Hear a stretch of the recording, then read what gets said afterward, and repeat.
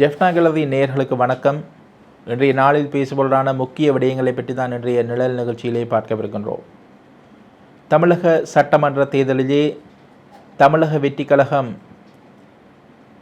எதிர்பாராத ஒரு வெற்றியை குவித்திருக்கின்றது.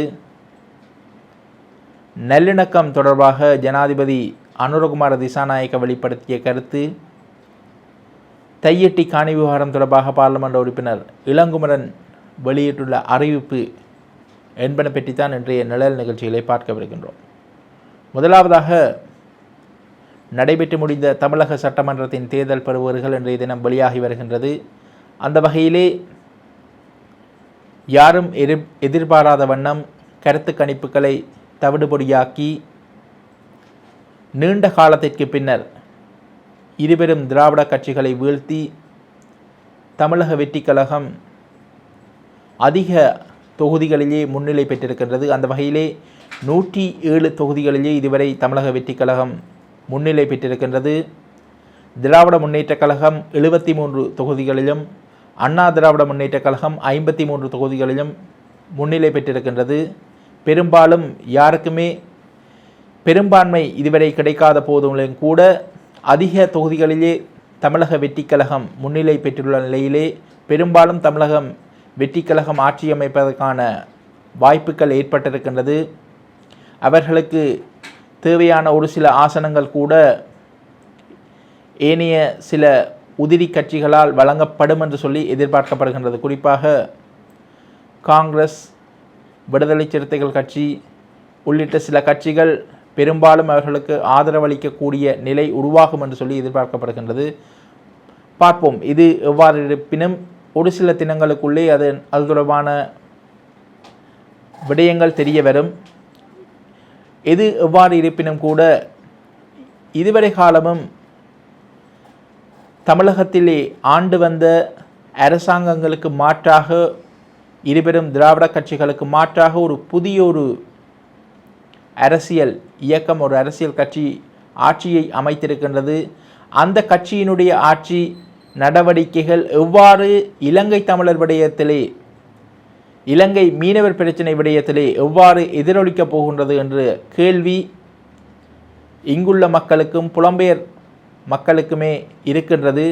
அந்த வகையில் இந்த நடைபெற்று முடிந்த இந்த தமிழக சட்டமன்ற தேர்தல் தொடர்பான விடயங்கள், ஆதரவு எதிரான கருத்துக்கள் தாயகத்திலும் புலம்பெயர் தேசங்களிலுமே எதிரொலித்திருந்தது. குறிப்பாக இந்த தேர்தல் நேரங்களிலே பல விடயங்கள், குறிப்பாக யார் முதல்வருக்கு யாருக்கு ஆதரவு அளிப்பது, விஜயா சீமானா என்று சொல்லி கூட பல போட்டிகள் இங்கு காணப்பட்டதையும் அவதானிக்க முடிந்தது. அந்த வகையிலே தற்போது பெரும்பாலும் ஏறக்குறைய தமிழக வெற்றிக் கழகத்தின் தலைவர் ஜோசப் விஜய் அவர்கள் தமிழக முதல்வராக பொறுப்பேற்பதற்கான வாய்ப்புகள் பிரகாசமாகியுள்ள நிலையிலே அவர் குறிப்பாக தமிழக வெற்றிக் கழகம் இலங்கை தமிழர் பிரச்சினை தொடர்பாக என்ன நிலைப்பாட்டை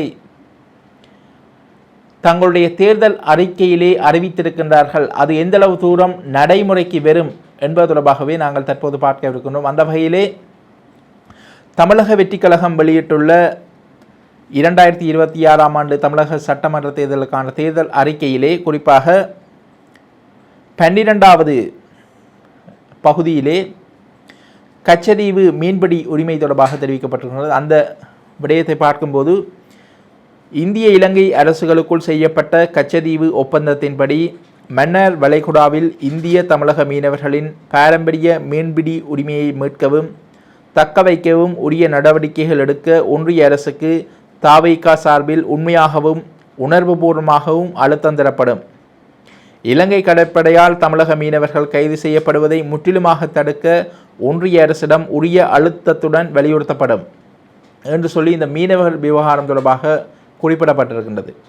இரண்டாவதாக 13வது பகுதியிலே இலங்கை தமிழர்களுக்கான நீதி என்ற தலைப்பிலே இலங்கையிலிருந்து புலம்பெயர்ந்து தமிழ்நாட்டில் வாழும் இலங்கை தமிழர்களுக்கு இந்திய குடியுரிமையை வழங்க தவிக சார்பில் ஒன்றிய அரசிடம் வலியுறுத்தப்படும்.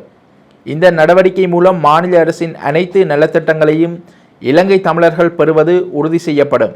அதுபோல இலங்கையில் வாழும் தமிழர்களின் உரிமைகளை பண்பாட்டு அடையாளங்களை உடைமைகளை காக்க ஒன்றிய அரசு உரிய நடவடிக்கைகளை மேற்கொள்ள தாவேகா சார்பில் அழுத்தம் கொடுக்கப்படும். இலங்கையில் இன ரீதியாக நிலவும் பாகுபாடுகளை களைய ஒன்றிய அரசு மூலம் தாவேகா உரிய முயற்சிகளை தொடர்ந்து மேற்கொள்ளும் என்று சொல்லி தமிழக வெற்றி கழகத்தினுடைய நடைபெற்று முடிந்த தேர்தலுக்கான தேர்தல் அறிக்கையிலே குறிப்பிடப்பட்டிருக்கிறது. இந்த வகையிலே தமிழக வெற்றி கழகம் ஆட்சியை பொறுப்பேற்ற நிலையிலே இந்த விடயங்கள் தொடர்பாக அவர்கள் எந்த அளவு தூரத்திற்கு அவர்கள் சொன்ன விடயத்திலே அவர்கள் விசுவாசமாக செயற்பட போகின்றார்கள் என்ற கேள்வி இருக்கின்றது. குறிப்பாக இந்த தமிழக வெற்றி கழகத்தினுடைய வெற்றியை தொடர்ந்து யாழ்ப்பாணத்திலும் சரி பல பகுதிகளிலுமே வெற்றி கொண்டாட்டங்கள், குறிப்பாக தமிழக வெற்றி கழகத்தினுடைய வெற்றியை அடுத்து வெற்றி கொண்டாட்டங்கள் இடம்பெற்றிருக்கின்றன. அதில் கருத்து தெரிவித்த ஒரு சிலர் கூட தமிழகத்திலே விஜய் முதல்வராகிவிட்டார், அந்த வகையில் ஈழம் வெடிந்து விட்டது என்ற கருத்துப்படவும் பல கருத்துக்களை முன்வைத்து வருகின்றார்கள். உண்மையிலேயே சினிமாவிலிருந்து அரசியலுக்கு வந்தவர் என்ற அடிப்படையிலே எம்ஜிஆருக்கு அடுத்ததாக தற்போது விஜய் பார்க்கப்படுகின்றார். அந்த வகையிலே எம்ஜிஆரை போன்று உண்மையிலேயே விஜய் செயற்படுவாரா அல்லது உண்மையிலேயே இது எந்த வகையான எப்படியான ஒரு ஆட்சியாக அமையப் போகின்றது, ஈழத்தமிழர்களை பொறுத்த வரைக்கும் இது எவ்வாறு அமையப் போகின்றது என்ற எதிர்பார்ப்பு காணப்படுகின்றது. பார்ப்போம் இந்த விடயத்தில் விஜயினுடைய செயற்பாடுகள் எந்தளவு தூரம் இருக்கப் போகின்றது என்று ஒரு கேள்வி இருக்கின்றது. பொறுத்திருந்து பார்ப்போம். பிடிக்காம ஏற்றுக்கொள்ளுங்க, பிடிக்காதவங்க பேசுங்க, உங்களோட கருத்துக்களை சொல்லுங்க, அப்பதான் ஜாலியா இருக்கும். உங்களோட கருத்துக்கள் எப்படி இந்த வீடியோஸ்ல உங்களோட கருத்துக்கள் வரும். எங்களை பிடிக்காதாக்கள், தளபதியை பிடிக்காத நீங்க கருத்தை போடுங்க. ஆனா நாங்க என்ன செய்ய தெரியுமா,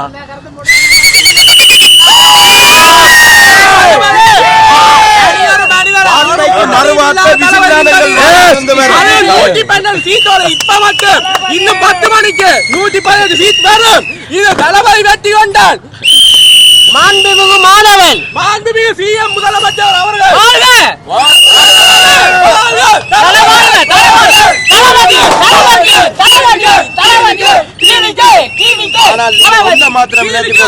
ஒட்டுமொத்த தமிழருக்கும் கிடைத்த வெற்றி. ஒரு தமிழன் முதலமைச்சரா வந்திருக்கான், சரியான தமிழன் முதலமைச்சரா வந்திருக்கான். எல்லாருக்கும் நல்லதே நடக்கும். அதை விட இலங்கை தமிழருக்கு நல்லது நடக்கும் என்று 100% நாங்க உறுதிமொழி கூறுகின்றோம். இனி 5 வருட ஆட்சியில எங்கள் தமிழருக்கு நல்லதே நடத்தி காட்டுவார் என்று நாங்கள் ஒட்டுமொத்த விஜய் ரசிகராயிருக்கட்டும், விஜய் அண்ணாவு என்று கூப்பிடுவரால் இருக்கட்டும், தம்பி அண்ணன் தம்பி சகோதரம் எல்லாருமே விஜயை நம்பி நிற்கின்றோம். தமிழ்நாடு எப்ப விடியுதோ ஈழம் அப்ப விடிஞ்சிருச்சு. தளபதி சிஎம் வந்தோட எங்களுக்கு எந்த ஒரு கவலையும் இல்லை. எங்களுக்குரிய அனைத்து தேவையையும் அவர் எங்களோட கோரிக்கை மூலமோ இல்லை அவர் பார்த்து பக்குவமா எங்களுக்கு சரியான முறையில் ஈழத்தமிழருக்கு செய்வார். உலக நாட்டில் இருக்க அனைத்து தமிழர்களுக்கும் செய்வார். உங்களுடைய எல்லா மக்களுடைய சப்போர்ட்டும் கிடைச்சது, எங்களுக்கு தளபதி கிடைச்சது. மிக்க மிக்க மிக்க மிக்க மிக்க நன்றி. ஈழத்தமிழர்கள், புலம்பெயர் தமிழர்கள் எல்லாருக்குமே தளபதி சார்பாக இந்த இடத்தை நான் மிக்க மிக்க மிக்க நன்றியை தெரிவித்துக் கொள்கிறேன். நன்றி, வணக்கம். மற்றது ஊடகங்களுக்கு மிக்க நன்றி. எங்களை சப்போர்ட் பண்ற அனைத்து டிவிக்கு உறுப்பினர்களுக்கும் நன்றி. மீடியா சப்போர்ட் முக்கியமான சப்போர்ட் செய்ததுக்கு மிக்க நன்றி தெரிவிக்கணும். மற்றவைய மனநோகுற மாதிரி ஒரு வசனம் நாங்க கதைக்கவும் இல்லை. மனநோகுற மாதிரி நீங்களும் கதைக்காதீங்க. இது வெற்றி கொண்டாட்டத்தை எல்லாருமா சேர்ந்து கொண்டாடுங்க. நன்றி, வணக்கம். எந்தவித அரசியல் நோக்கமும் இல்லை. அதாவது ரசிகராக இருந்து நாங்கள் இப்போ அவற்றை டிவிக்கே தொண்டனாயிருக்கோம், அவ்வளவுதான். வெறும் இந்தியில எந்தவித அரசியலும் இல்லை. நாங்கள் அந்த காலத்திலேருந்தே ரசிகர்களாக இருந்தாங்க. சின்ன வயசுல இருந்தே ரசிகர்கள் எல்லாரும் தெரிஞ்சதானே.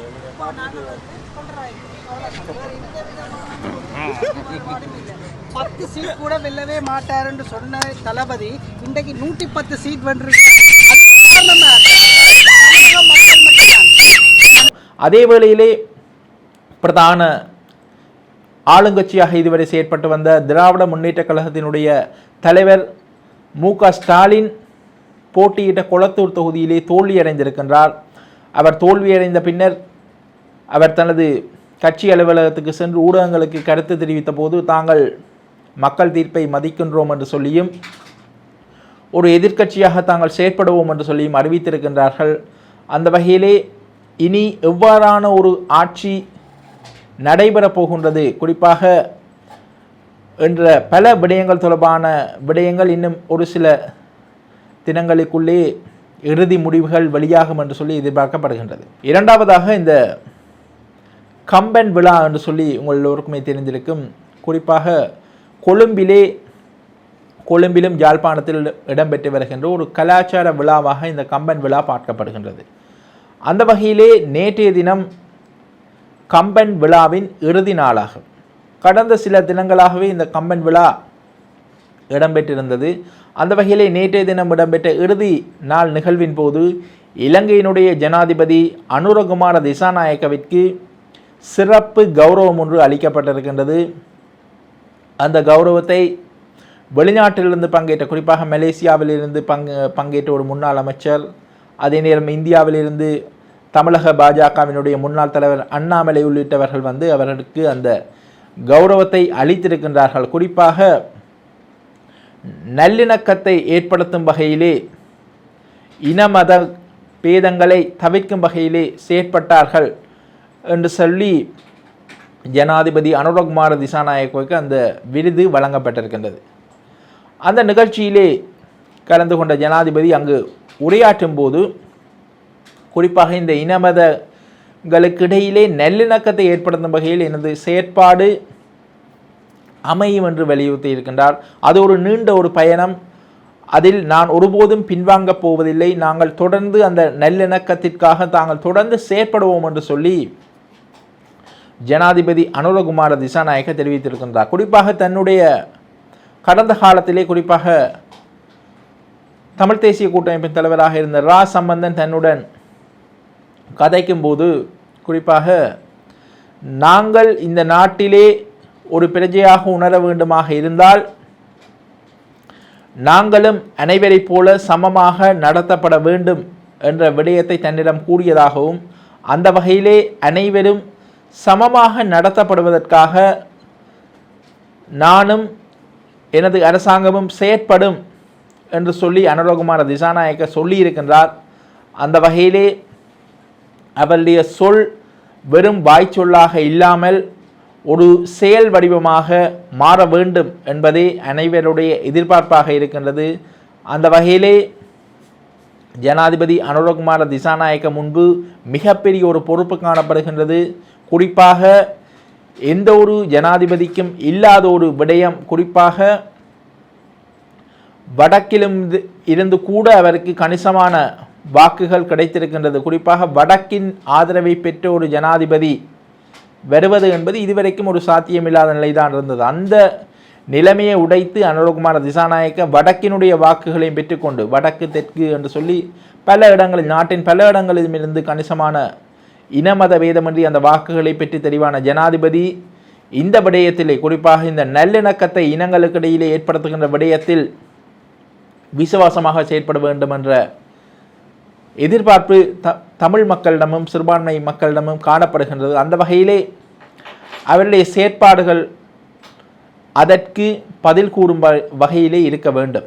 ஆனாலும் கூட ஆங்காங்கே இடம்பெறுகின்ற சம்பவங்கள் இதுவும் கடந்த கால ஆட்சிகள் போல ஒரு சாதாரண ஆட்சிதான், இவர்களும் இனவாதத்திற்கு துணை போகின்றவர்களாகவே இருக்கின்றார்கள் என்று சொல்லித்தான் விமர்சனங்கள் ஆங்காங்கே எழுகின்றது.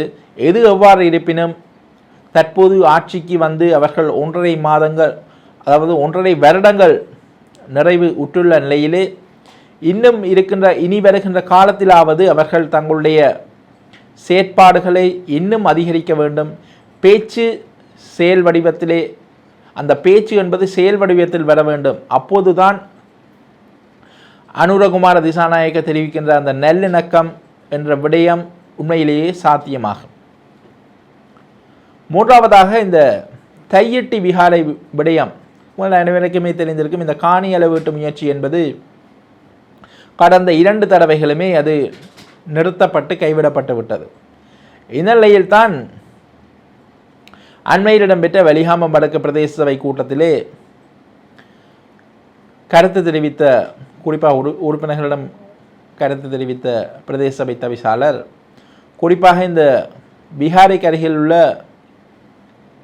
பவானி வீதி என்ற வீதியை அடாத்தாக இந்த விகாராதிபதி வைத்திருப்பதாகவும், அது ஏற்கனவே அந்த காணி அளவீட்டு குழுவிடம் அடையாளம் காட்டப்பட்டு அதற்கான நடவடிக்கைகள் பட்டதாகவும் அந்த வகையில் அந்த வீதியை விடுவிக்க வேண்டும் என்று சொல்லி விகாராதிபதியிடம் தான் கடிதம் மூலம் வலியுறுத்தி இருப்பதாகவும் தெரிவித்திருந்தார். இந்த நிலையில்தான் சில தினங்களுக்கு முன்பு வெளிவடக்கு பிரதேச சபை தவிசாளரை அழைத்த பலாலி போலீஸ் நிலையத்தினர் குறிப்பாக இந்த விடயத்திலே இன நல்லிணக்கத்திற்கு குந்தகமாக இந்த விடயத்தையும் செய்ய வேண்டாம் என்று சொல்லி ஒரு மிரட்டல் தொனியிலே தவிசாளரை எச்சரித்திருக்கின்றார்கள். குறிப்பாக விகாராதிபதிக்கு தவிசாளரிடமிருந்து சென்ற கடிதத்தை அடுத்து அந்த விகாராதிபதி பலாலி போலீசாருக்கு இது தொடர்பில் முறையிட்டிருக்கின்றார்.